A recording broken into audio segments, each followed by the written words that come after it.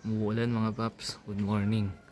So ito, meron tayong 2009 Montero 4x4 Matic. Iyon review natin mga paps.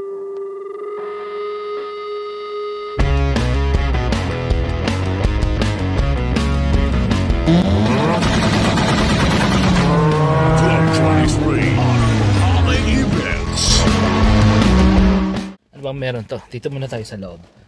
Sa gauge cluster tayo kaagad. Okay, so sa gauge cluster, pag tinignan mo, mong makikita natin dyan. Ayun. So syempre may check engine, meron siyang oil, battery, and doon naman sa kabila, meron tayong handbrake, ABS kanina, tapos airbag. Yun lang naman ang meron dyan. Tapos yung indicator ng transmission, dito makikita ninyo P, nakapark tayo ngayon ayun, okay. Tapos dito naman sa kanyang navigation, so sa display, pag pinindot natin tong display, yan, may barometer siya. Hindi ko pa ginagamit din hindi ko na alam kung paano gamitin yan. May clock, ano pa ba to, may temperature may outside temperature, may altimeter, compass, meron siya. Tapos pindutin mo lang ulit itong display. Yan, pag pinindot mo yung display, yan, meron siyang malaking display ng clock tsaka date. Yan, ngayon May 31, 2025. Tapos meron siyang outside temperature. Pindutin mo ulit siya, babalik siya sa dati. Ito yung clock ulit, meron na naman outside temperature, kilometer per hour. Tapos yung kilometer, kung ilang litro ang tatakbuhin mo, 28.6 liter per 100 kilometer.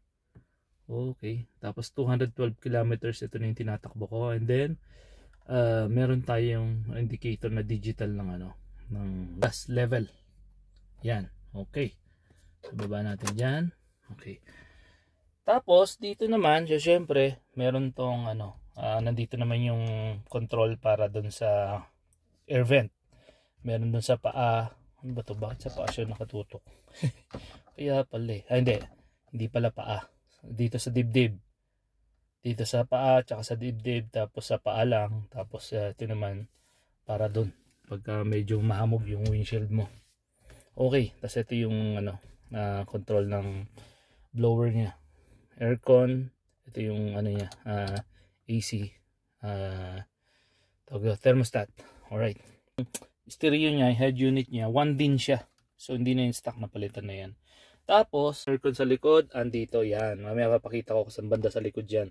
Pag umandar ka na, switch mo lang yan.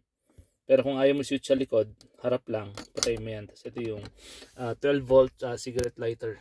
Okay. Tapos dito, basic lang naman yan, alam nyo na yan. Yan ang isang magandang feature nito, lagay natin sa on. Yan yan. Retractable side mirror. Yan. Yun yan, pag pinindot mo lang dito, yan. Nagre-retract na siya kusa. Side from retractable side mirror, nagagalaw mo siya from left to right, up and down. Yan, tapos ito yung main control ng window. Yan, control ng power lock ay ng power windows para hindi magalaw sa likod, sa'yo lang gagalaw, ikaw lang makagalaw lahat. Ayan, yan siya.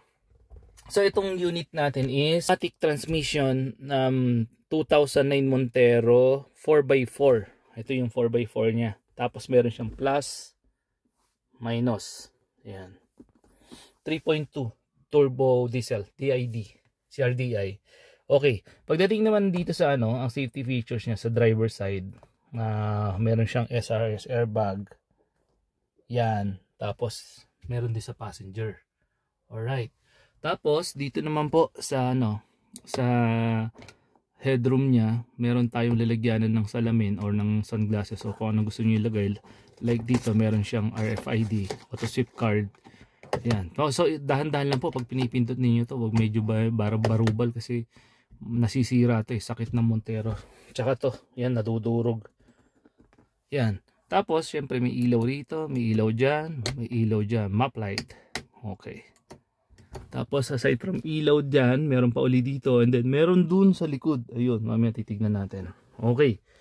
Tapos, pagdating naman dito sa armrest natin, pag clinic mo ay tinas mo itong isa, yan. Meron kang lalagyanan ng card uli o bariya kung ano man ang pwede mo ilagay dyan. Yan. Pwede kang ilagay uli dyan. Dyan nakalagay yung aking shades, pambiyahe. Okay, so maliban dyan mga paps, meron uli kayong dalawa rito na cup holder pang driver passenger sa harapan. Tapos dito lagyan na naman ng barya. Yan. Ano siya? Yan na ng barya. Okay. So tapos ito, yung glove box niya. Typical lang, di ganun kaluwag, pare-pareho lang din lang naman. Yan, glove box niya. Sa gilid ng driver side, ay passenger side, meron na naman diyan bottle holder, hindi cup holder. Yan, bottle holder. Kaya may makapansin ninyo, ayun may ekis yung cup, bottle lang ang meron. 'Di ba? Okay. Yan. So sa likod naman tayo. Pagdating naman sa entertainment system, meron kang speaker doon, meron kang tweeter diyan, tweeter din dito. Kita mo yan, tapos may speaker ka rito. Then dito sa likod, charan, ayan. Okay, may speaker ka uli dito. Tapos bottle holder uli dito. Ganon din sa passenger side. Tapos ito, pwede mo siyang i-fold lahat yung upuan. Yan, tulad yan, naka-fold siya kahapon kasi may kinarga ko rito. Yan, folded siya lahat. So ayun yung aircon na sinasabi ko sa inyo para sa likod. Ayan, yun siya kaluwag. So ngayon, sige, gawin na muna, buksan muna natin sa likod.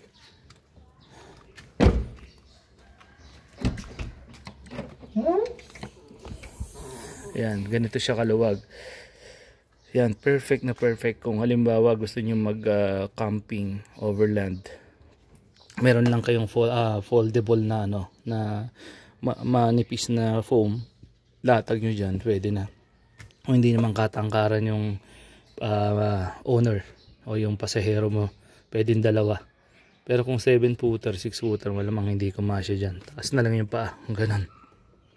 Okay, so aside from that, meron siyang 12 volt na naman dito, charger o cigarette lighter. Tapos pagdating mo naman dito, meron siyang lagyanan ng jack, tapos mga tools kung anong pwede ilagay dyan. Maliban dyan, meron pa lang isa rito. Yan, lagay ka ng mga tools mo dyan, tapos tools uli dito. Yan, lawanit lang pala siya. Okay, so dapat hindi nababasa yan. O lawanit lang din. Ano bang tawag dyan? May part number pa just in case mawalan kayo, may part number ito. Pwede ka maglagay ng tools uli dyan kung anong gusto mo ilagay. Okay, so itaas natin to. So para maitaas ito, so ang gagawin ninyo,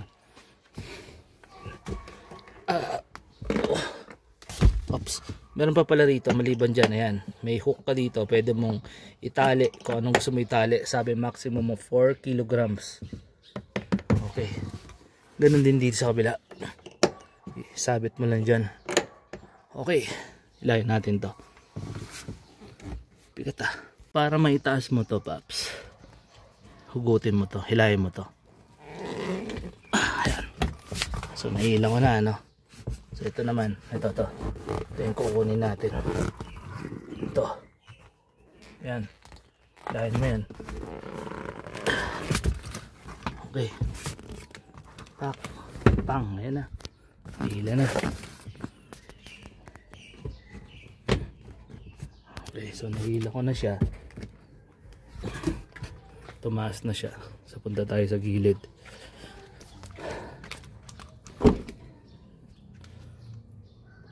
Okay, so yan, kaya na magiging forma niyan. So ngayon, para maipunta mo itong upuan na to doon, hilahin mo lang, tapos automatic na masusunod yan. Yan, yan, ganon. Ito rin, hilahin mo lang.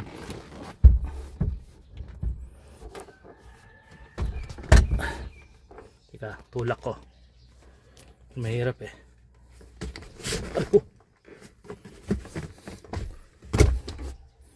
Ayan. Okay, so yan, Humigit kumulang ang sukat ko. Ganyan siya kaluwag dito sa likod. So syempre, nito natin ng konti ito. Yan. Ganyan siya. Okay. So para naman nito umangat papunta rito. Ito muna unahin natin. Hilahin mo lang yan. Usa naman mag-snap yan, maglalak. Yun o. Diba? Tapos meron siyang lever dito. Pakikita ko sa inyo mamaya. Ayan. Ito yung lever niya. Ganyan mo para may retract, may galaw mo siya. Ayan. Okay. So humigit kumulang ang sukat ko. 5'7" ako. So ito yung paa ko. Ay, tuhod ko pala. Sorry. Ayan. Ganyan ang tuhod ko. So pasok pa rin. Siguro kung mga 5'11" yan, medyo talagang tukod ka na dyan. Ako naman di katangkaran. Saktuhan lang. Okay. Yan. Tapos sa likod, syempre, may headrest din yung yung pasahero mo. Sa likod. Okay. Ayan. So, lakad ulit tayo. So yan, halimbawa, e-exit ka rito or e-enter the dragon ka dito. Ganun din yan. Na bukas sara lang din yan. So dito ka dadaan ulit. Okay, baba tayo. Medyo madulas, papi. Umulan eh. Yun. Okay, so since nakalabas na tayo, balik lang natin. Pang. Boom, ayun no. Tapos to, ganyan mo lang kung gusto mo i-adjust. Ayun no. Okay. Na-adjust na, 'di ba? Ngayon, ito naman ngayon, adjustable siya. So may lever uli dito. Hilahin mo lang yan para move forward siya. Ayan. Hilahin mo lang siya. Pwede mag-move forward yan. So gawin natin.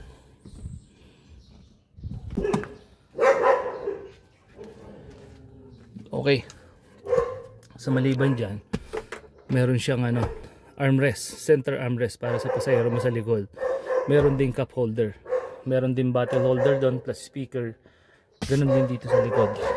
Bottle holder, speaker, tapos ilaw. Pag bumababa ka at madilim, hindi mo makita. Yan. Ganyan yan. Diba? Galing. Ganun din dito. Yan, may ilaw siya. Tapos bottle holder dyan. Okay. So ito yung kabuuan niya. Gwapo, no? Sporty. Kaya nga Montero Sport eh. Sabi. Ayan. Okay. Nothing much sa mga fancy amenities niya. Pero lahat ayos, all goods. Okay. So dito tayo sa engine. Okay. So ito yung engine niya. So meron siyang DID. Ibig sabihin ito yung CRDI, Common Rail something. Okay, yan lang naman makikita niya. 3.2 diesel. Itong unit natin, meron siyang may mga kasa markings pa. Hindi pa nabuksan. Ayun, makikita mo yan. Kulay orange na yan sa tornilyo. Hindi pa nabuksan. Yan, kasi pag nabuksan na yan, tanggal na yung kulay na yan. Ayan. Meron pa dyan, mapapansin mo yun, mga kasa markings, lahat na mga kulay-kulay. Yan, isa na dyan. Doon. Alright, so yan siya. Andito yung description ng makina. Yan, tingnan nyo na lang dyan. Para mas mabilis yan. Yun 4M41 DID with TC and IC. Engine displacement 3.2 diesel. 3.2 yan. Okay, andyan na siya lahat yung information. Okay, so sarado na natin. Okay, dito tayo sa harapan. Sa pagdating sa harapan, naka projector headlight na siya. Ito, kita ninyo, kaya talagang tagos yung yan, liwanag. Tapos naka fog light yan sa harapan. Okay, sa gilid naman naka 17 siya, 265/65 yung kanyang sukat ng gulong, R17. Tapos naka stepboard na siya, stock yan, plus roof rail. And then ito stock na yan na chrome yan. Itong mga garnish na chrome na yan, nabibili na yan aftermarket. Pati itong hood guard, tsaka yung hood window visor, nabibili na yan. Pati yan body cladding, nabibili na lang yan. Hindi kasama yan pag binili mo itong Montero from the casa. Okay, so yan. ikutin natin. Body wise malaki. That's why Montero Sport. Ito siya. Yung spoiler nilagay na lang yan. Aftermarket may nabibili niyan. Okay. So ito yung kabuuan ng ating Montero. Tingnan natin sa taas. Okay. Alright. So yan na. Sa mga nagnanais mag-ari ng ganito, para sa akin okay. Ma-recommend ako. Malakas. Hindi naman katipiran, sakto lang. Siyempre malakas ang hatak eh. Huwag mo na expect na matipid. Hindi rin naman magastos sa crudo. Saktuhan lang. Yan. So sa mga nahihirapan magplano kung anong bibilin ba nila Montero over Fortuner, paki-check nyo po yung video ko, review natin sa Fortuner gas natin last episode. May ko-compare nyo na po doon pagdating sa body, pero sa consumption hindi po kasi gas po yun. Ito diesel. Yan. Okay. So pagdating naman sa dito sa loob, legroom, sabi nga humigit kumulang lang naman na sukat ko, hindi katangkaran. So saktuhan lang. Pinoy naman tayo eh, nagagamit eh. Kaya doon na lang natin kumpara. Alright. So yan. Simple.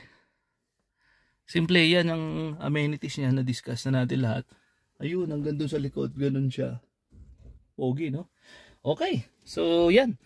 Yun lang short review natin dito sa ating 2009 Montero 3.2 diesel 4x4 matic, plus minus ang kanyang cambio.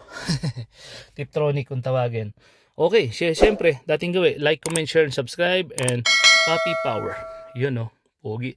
Nga pala, medyo tag-ulan na ngayon at sunod-sunod na bagyo yan. So pauna lang, ingat po at madulas ang kalsada.